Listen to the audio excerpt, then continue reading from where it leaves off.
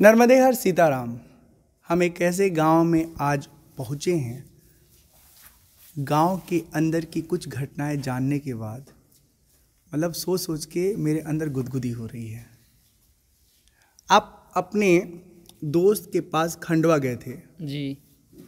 और वो दोस्त आपको अपने साथ लेकर के अपने क्लासमेट के घर जाता है और फिर वहाँ पर क्लासमेट के अभिभावक माता पिता कहते हैं आज बाबू का खाना यही बनेगा तो डिनर बाबू घर पे करेंगे। वो बाबू कैसे हो गए, उस दोस्त को तो बहुत हैरानी हुई। पूरा किस्सा क्या है?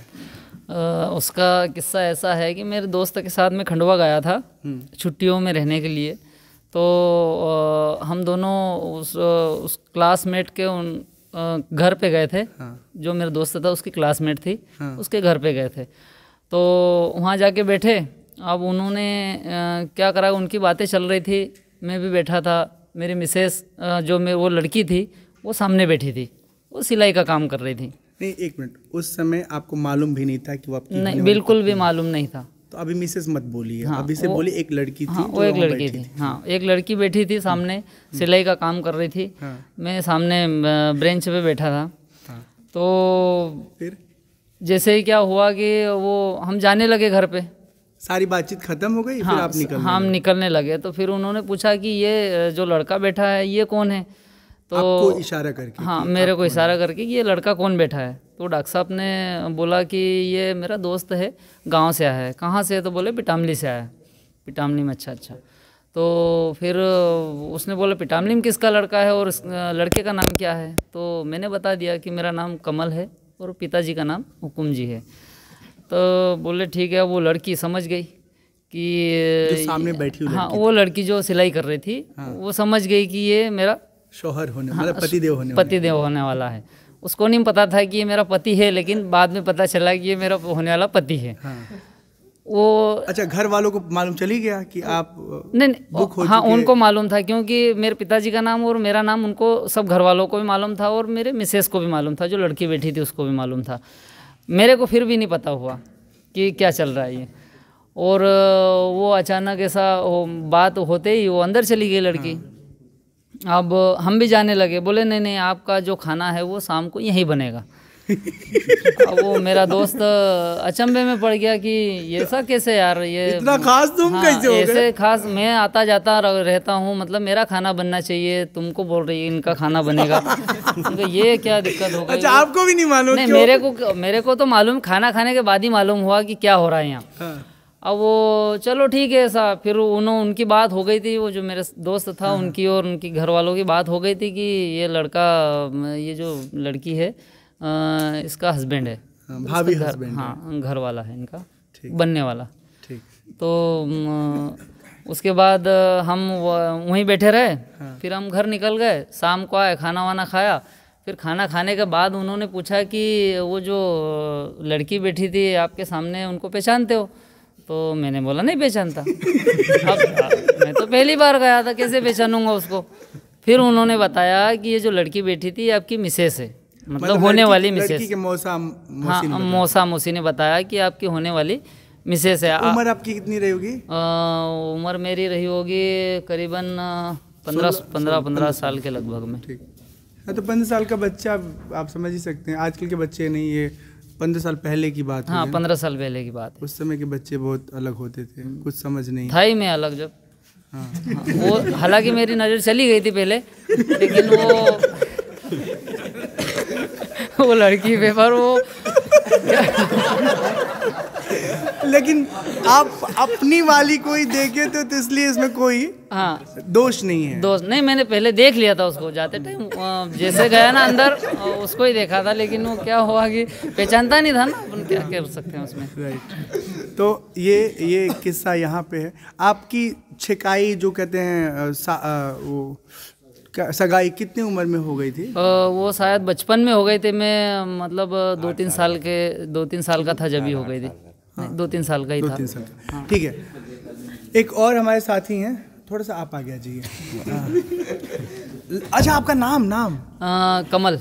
कमल, ये बताइए कि शादी के बाद की मिस्ट्री, उस मोमेंट को लेके हंसी गुदगुदी कभी घर में हुई? नहीं, पहले तो ऐसा हुआ कि सबसे पहले यही बात हुई, हाँ, मतलब शुरू दिन जब वो घर आई। हाँ, जब घर आए हाँ, तो यही बात पहले हुई कि आप तुम भागी क्यों? हाँ, कुछ देर और ठहर गई होती। तुमको मालूम नहीं था? हाँ, अब मालूम नहीं था। फिर मैंने कहा तुम क्यों भागी वहाँ से खड़ी होके? तो बोले मेरे को मालूम पड़ गया कि ये वही है, तो इसलिए मैं चली गई अंदर। जिसके साथ पूरी जिंदगी रहनी, भागना क्या? अब वो तो आज तक भागी रहा हूँ ना, दिक्कत है।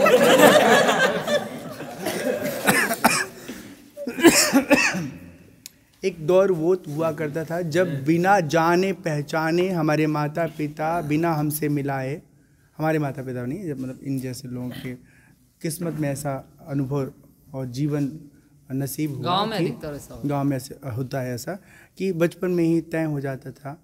आप कल्पना कर सकते हैं आज के दौर में अपनी मर्जी से तय की हुई जोड़ियाँ शादी से पहले कई बार अलग हो जाते हैं, कई बार शादी के बाद अलग हो जाते हैं। देखिए, आपको बहुत सारी कमियां इस तरह के विवाहों में हो सकता हो दिख जाए, लेकिन एक चीज़ सबसे अच्छी हुआ करती थी उस समय, शायद आज बहुत कम नज़र आएगी। वो ये कि परिवार का संस्कार, मान मर्यादा, एक जीवन साथी के प्रति निष्ठ भाव से साथ देने और साथ रहने की जो भावना होती थी, वो आज के दौर में मिल पाना बहुत मुश्किल है। मैं लखन के घर में रुका हूँ रात को, और इनके घर में भोजन किया, इनकी पत्नी से मैं मिला। इसी तरह का कुछ किस्सा लखन के साथ भी है। लखन, किस उम्र में आपकी शादी? मेरी तो बचपन में हुई, मुझे पता भी नहीं था, जब भी मिस हो रही थी। हाँ, और मज़ेदार बात ये है कि इनकी दुल्हन इसी गांव में, आप वाली नहीं, वो पास में है, वो दूसरे गांव में। हाँ, दूसरे गांव में। ठीक है, तो इनके मामले में तो चलो ठीक था कि दूसरे गांव में इनकी घरवाली थी, होने वाली घरवाली। इनकी तो इसी गांव में, और छोटी उम्र में, वो जो छोटा वाला फोटो दिखाए थे, दोनों साथ में 8-9 साल के करीब, 8-9 और छोटे रहे होंगे। हाँ, और छोटे थे उनसे। 6-7 साल की उम्र में, ऐसा 5-6 साल की उम्र में ये थे, और 3-4 साल की उम्र में इनकी घरवाली की तस्वीरें एक हमने देखी अपनी आँखों से। ऐसे कहीं देखता तो मुझे यकीन नहीं होता, देखा मैंने अपनी आँखों से। इन दोनों की सगाई हो जाती है, और उसके बाद इनका घर जो है उससे आगे जाते 600 मीटर। हाँ, मैं टायर चलाते आता था देखने। कि टायर चलाने अपन देख रहे थे। और मिलती नहीं थी वो? नहीं मिलती थी। और सच्ची बताओ, बहुत बहुत प्यारी हैं वो आपकी घरवाली। आपकी घरवाली तो दूर है, मतलब अभी दूर है, अभी दूर है। तो आज हम नहीं उन्हें देख पाए। मन में था कि इनकी और इनकी घरवाली को साथ में डिस्कस करते हुए पार्टिसिपेशन के लिए रिक्वेस्ट करें, पर इनकी वाली दूर है, और इनकी वाली सुबह ट्रैवल करने की पैकिंग करेंगे। पर हमने बात किया, बहुत अच्छा लगा। एक बार समझिए क्या हुआ, वो अपने बाड़े में बेर का पेड़ था। हाँ। वो अब गलती से बेर तोड़ने चले गए। हाँ। अब वो ऊपर चढ़े थे, मैं चप्पल लेके घर आ गया। बोले मैं नीचे नहीं उतरने दो, बिना पूछे मैं बाड़े में क्यों आई? तो आपके बाड़े में आके वो बेर तोड़ रहे थे? हमने बाड़े में आ गए थे। कौन से बेर थे? वो छोटे वाले जो, हाँ ठीक है। तो नहीं, यहाँ पे छोटे वाले पेड़ मुझे दिखे हैं। अच्छा, दूसरा कि उन्होंने भी कहा कि हमारे को अलाउ नहीं था कि हम इन्हें आके बाहर से ताके झाके। हमारी सगाई हो चुकी थी, लेकिन हमें ये परमिशन नहीं था कि खिड़की में आके इनको देखें या इनसे बातें करें। कभी आप लोगों ने बात नहीं किया? वो तो छोटा मोबाइल था, तो कभी इंस्टॉल देते थे उसमें। वो दादाजी पास रहता था, दादाजी जब चार्ज चले जाते थे, जब टाइम मिल जाता था। अच्छा, और वो बहुत बड़ी भी हैं, एमए किया उन्होंने, बीए, और आगे अभी शिक्षक के तौर पे वो स्कूल में पढ़ाती हैं। लखन के एक बेटे हैं, और उनकी उम्र करीब 8 साल। तो छोटी उम्र में, मालूम नहीं, जीवन साथी के साथ हमारा रिश्ता बन गया, सगाई हो गई, और बड़े होने पर, अब असली बात बता रहा हूँ, मैंने बात किया इनकी जीवन संगिनी से, और हमने कहा कि आपके मन में कभी ख्याल नहीं आया, घर वालों ने कहा कि अरे कोई अच्छा सा लड़का ढूंढते जो बहुत पैसे वाला हो, जो बहुत रिच हो? तो इनकी पत्नी ने अपने घर वालों से कहा कि जब सगाई की तो उससे पहले क्यों नहीं सोचे, और जब एक बार हमारी सगाई हो गई तो फिर मुझे उन्हीं के साथ रहना है। ये निष्ठा एक छोटी सी बच्ची जब बड़ी हो रही उस समय भी उसके दिल में, दिमाग में बनी हुई है। ये बताता है कि रिश्तों को लेके कोई तो है जो बहुत बहुत ईमानदार है, और यही ईमानदारी पति पत्नी के जीवन को सुंदर बनाता है। आजकल स्थितियाँ ये हैं, उस पर ज़्यादा बात नहीं करेंगे। शहरी वातावरण में जो कुछ चीज़ें घट रही हैं, दिख रही हैं।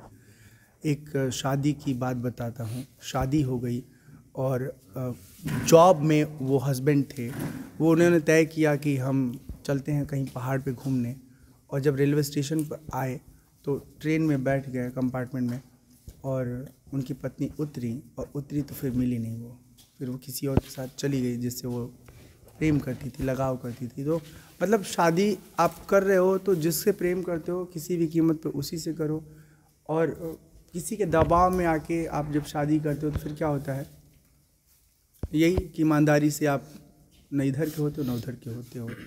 तो मतलब शादी के बाद भी कोई पति को छोड़ के चला जाए, और एक ऐसी स्थिति जहाँ पर बचपन में शादी हो गई और आपको ऑप्शन दिया जाए कि कुछ अच्छा ढूंढते हैं, बेटर ढूंढते हैं, तो कहना कि नहीं, जो मेरे जीवन में था मुझे मिल गया। कहते हैं रिश्ते, हमको लगता है कि हम चुनते हैं, हम बनाते हैं, लेकिन रिश्ते जो है ऊपर से बने होते हैं। कौन किसके साथ रहेगा, कितना वक्त साथ रहेगा, ये सब तय है। तो ये किस्सा बहुत बहुत अच्छा लगा मुझे, बहुत गुदगुदाया, और बहुत कुछ अपने आप में ये किस्सा बयां कर रहा है, ये घटना बयां कर रहा है। ये कोई काल्पनिक घटना नहीं है, कोई फिल्म स्टोरी नहीं है, ये रियल स्टोरी है। और मुझे अच्छा लग रहा है कि इस कहानी के साथ हम आप सबके साथ रूबरू हो रहे हैं, और इन दो कमाल के इंसानों से हम आपको मिला रहे हैं। सचमुच इनके ज़िंदगी के बहुत बड़े बड़े कमाल हैं, बहुत बड़ा कांड। झगड़ा होता है कभी? हाँ होता है ना, तो फिर पर डर भी रहता है ससुराल वाले आ जाएंगे। हाँ, ये लखन जरूर बता रहे थे कि स्वामी जी एक बात बहुत अच्छी होती है जब जीवन संगिनी और जीवन साथी, मतलब पति और पत्नी का गांव एक ही हो, तो हर समय इस बात का डर रहता है कि कहीं कोई अगर तकलीफ़ हमसे पहुंच गई जीवन संगिनी को, पत्नी को, तो उसके भाई, उसकी माँ, उनके पिता, सब लोग आके और न जाने क्या क्या तकलीफ़ दे जाए। हाँ, ठोकना तो फिर थोड़ा हिंसक हो गया, ठीक है। और हाँ, ये आपको लगेगा कि एक ही गांव में पति, एक ही गांव की पत्नी, ऐसे कैसे? तो आप समझिए कि गोत्र अगर आपके अलग हैं और जाति एक है, तो ऐसी स्थिति में विवाह हो सकता है। वो गांव एक हो चाहे अलग हो, मैटर नहीं करता। दूसरी बात ये कि कुछ गांव में रहने वाले ऐसे लोग हैं जो दूसरे गांव के हैं, उन्हें अलग अलग परिस्थितियों में इस गांव में रहने का अवसर मिला और फिर कब्जा करके रहने लगे, ठीक है। कब्जा मतलब ये कि जैसे लखन के पिताजी का जो गांव है वो दूसरा है, लेकिन लखन के पिताजी के मामा का ये गांव था, और फिर लखन जी के जो पिताजी हैं, इनके पिताजी के मामा लखन जी के पिताजी को अपने घर में अपना बेटा की तरह माने, अपने बेटे की तरह अपने घर में रखे, और उनको ही अपना बेटा मानते हुए सब कुछ उन्हें सौंप दिए। ऐसी बात है। हाँ, तो अब ये दूसरे गांव के हैं, वो तो दूसरा है, बस इनका घर जो है वो इस गांव में है। तो इस वजह से एक जो है फ़ायदा भी मिल गया कि ससुराल इसी गांव में हो गया, घर जमाई बने बिना भी घर जमाई वाला सुख मिल रहा है। बचपन से लगा कर आज तक उसकी कहानियां ही चल रही है।